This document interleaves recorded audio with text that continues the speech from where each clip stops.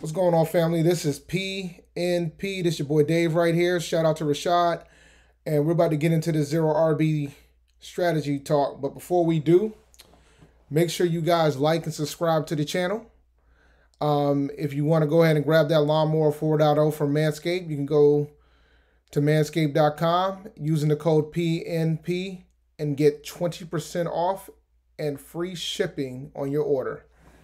Now, let's have a quick discussion about the zero RB strategy. What it basically boils down to is that you're making the decision to hold off on taking a running back early.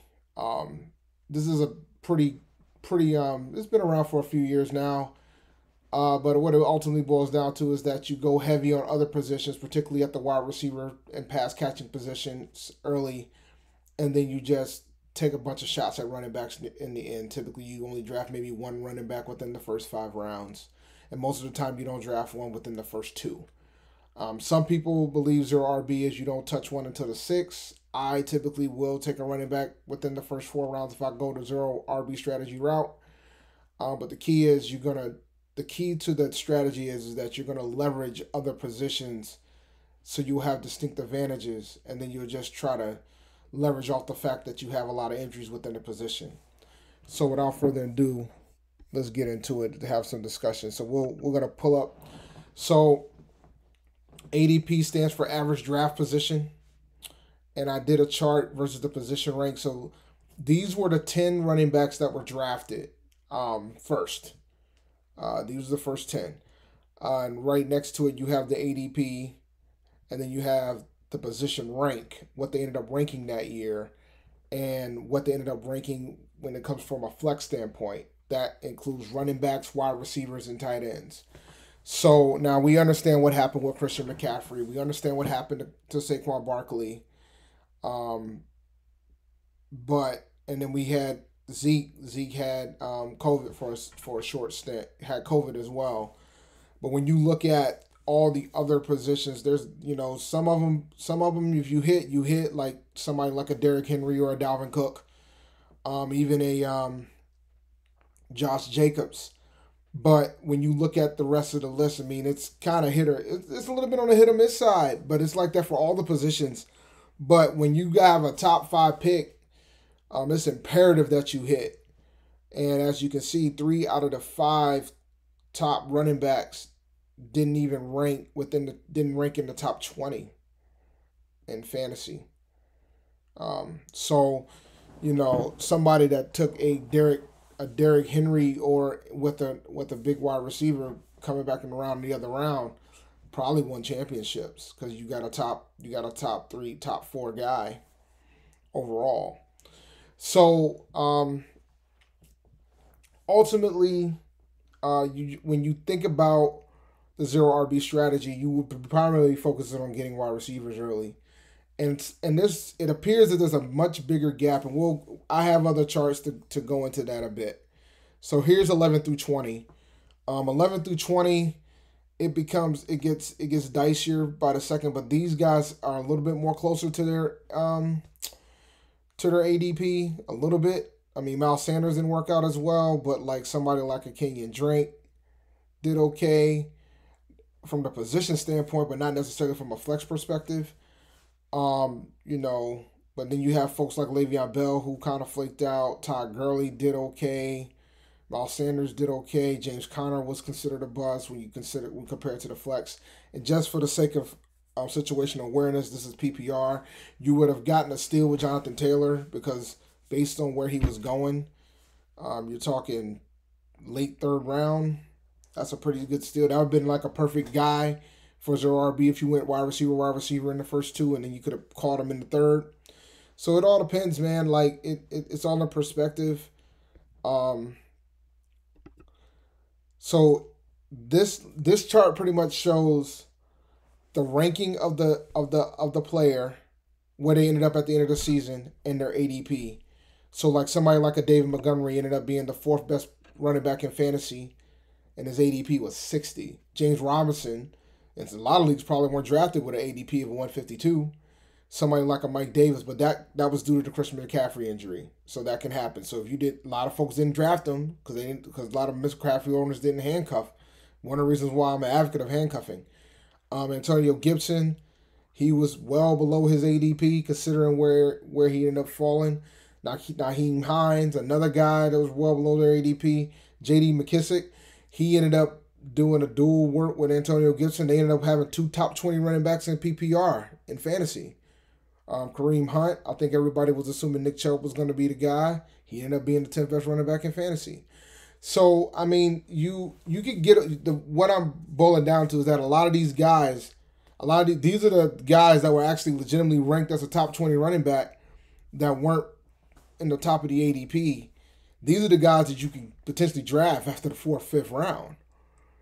So that's why sometimes if you consider the 0 RB strategy, like if you hypothetically you get a Devontae Adams and a DeAndre Hopkins, or a Devontae Adams and a Justin Jefferson, or something to that effect, and then you end up grabbing somebody like a Montgomery or an Antonio Gibson in the later rounds, you're out of there. Like you're gonna have the potential, like you're gonna have the distinct advantage at wide receiver, and then you'll be able to do your thing at running back. But I think it's and when I start doing mock drafts, I'll do 0 RB strategies so you can have an idea of what some of the teams look like.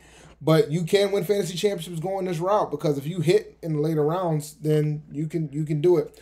Some people have some level of a variation of the 0 RB strategy where they try to get an elite running back really early and then just go wide receiver for the next couple rounds before going to get that RB2. But it all depends on where you're at in the draft. Like, I think if you're at the bottom of the draft and one of the elite running backs end up falling to you, and then you can do a back-to-back, then that's probably an effective way of doing it. All right, so I also did a chart. I did some charts for the wide receivers as well. Michael Thomas had a similar situation. He had injury problems, but Devontae Adams definitely got their value. Julio Jones was having some injury challenges as well. He wasn't on the field that often, but Tyreek Hill got your value. DeAndre Hopkins got your value. Godwin ended up being a bust considering where he went. But Mike Evans, definitely you won if you took him. Adam Thielen, you won. DJ Moore was about where he was expected to go. But I think the biggest bust around this situation was definitely Kenny Galladay, but he also had some injury challenges as well. So, but overall, man, a lot of these players, they ended up, and if you notice, their position and their flex, if you're in the top 10, top 20, pretty close. Versus some of the running backs, some of the running backs that were lower in that top 20 range, their flex was further down the hill, so to speak. And here's 11 through 20 for the wide receiver ADP. Beckham got hurt. We know about that. Allen Robinson, look at this guy. He was ended up being a ninth guy in fantasy. But look at you probably could take advantage of the fact that he's early. He ended up being top 15 out of all running backs, wide receivers, and tight ends. I normally used to be a guy that would always have a running back in the flex, but nowadays I'm starting to lean towards wide receiver because of the fact that the way that the rankings fall, and especially in a PPR league, might make the most sense to go with a third wide receiver. So, somebody like a DK Metcalf, he was the 12th overall best player in fantasy. Could have got him in the 5th round. So you kind of can leverage that. You can leverage your positions. Chark ended up being a bust, but overall, not too many busts in the wide receiver position based on where they've gone and things of the sort. So you kind of can. Some people will argue, well, you could probably get better value in the later rounds at wide receiver, but I could argue that unless you get an elite running back, it probably makes sense to wait a bit and just try to stack up on top flight wide receivers, because these are the guys that are going to be ranked higher in the flex rankings. So you might want to try to lean towards that. Let me see. Is that everybody? Is that everything? I think it is. Oh, no, I got to look at the other ones. Okay, so here's the gaps in the wide receiver rankings. Somebody like the Stephon Diggs, he was super late. Justin Jefferson was a rookie, so typically rookies are taken later unless you really got a sure shot. Tyler Lockett was unexpected, but he still was taken in the beginning of the 6th round.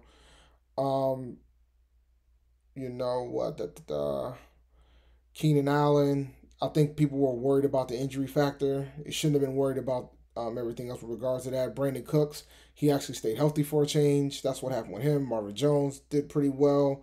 Robbie Anderson ended up being the better wide receiver from a fantasy standpoint than DJ Moore. And Terry McLaughlin, I mean, he just fell into the benefit of being the wide receiver one in Washington. So overall, I mean, those are your gaps in the wide receiver rankings. When you start thinking about your strategies, I would probably, you could, depending on where you're at in the draft order, man, you might want to go wide receiver, or maybe go running back, then go wide receiver. Might be able to build a better team that way. But we're going to start these mock drafts within a week or so. But that's pretty much all I have with regards to that, man. But the bottom line is, if you're going to go to a zero RB strategy, I think the biggest key is you need to commit to it. You should always commit to it. Make the decision. Most of the time when I make the decision to go zero RB, it's typically in the draft most of the time. Because then I go based off my board, and then I say, all right, there isn't any running backs I'm willing to take here, but the number one wide receiver is available. I'll go get him. So sometimes you just have to make that decision based on how the board's falling, because it's the zero RB strategy is about being contrarian too. So and you can kind of leverage the field that way, and a lot of the times you can always grab a running back late, super late in the rounds. I mean, not late in the round, but off in waivers. Injuries, because the running back position is the most bruising position. And then on top of that, when you start thinking about the fact that more and more teams are doing 2 or 3 running backs at a time, so it's kind of hard to guess. Like, for example, and I don't think this is going to occur, but we'll use this as an example. Like, for example, Christian McCaffrey, I think he's the number 1 running back in fantasy, but that can easily go in shambles if they decide to play Chuba Hubbard and give him more carries. And if that happens, that's going to be a dilemma on your end, And then if you ended up taking him in the top 5 or the top 3, I have him ranked number 1, then you're not going to get the value of that position. But all right, man, that's all I got, man. That being said, make sure you subscribe to the channel. Make sure you follow the podcast on Twitter at Panther Nation PC. Make sure you follow me on Twitter at ChampD1012. And for that, I'm out. And always remember,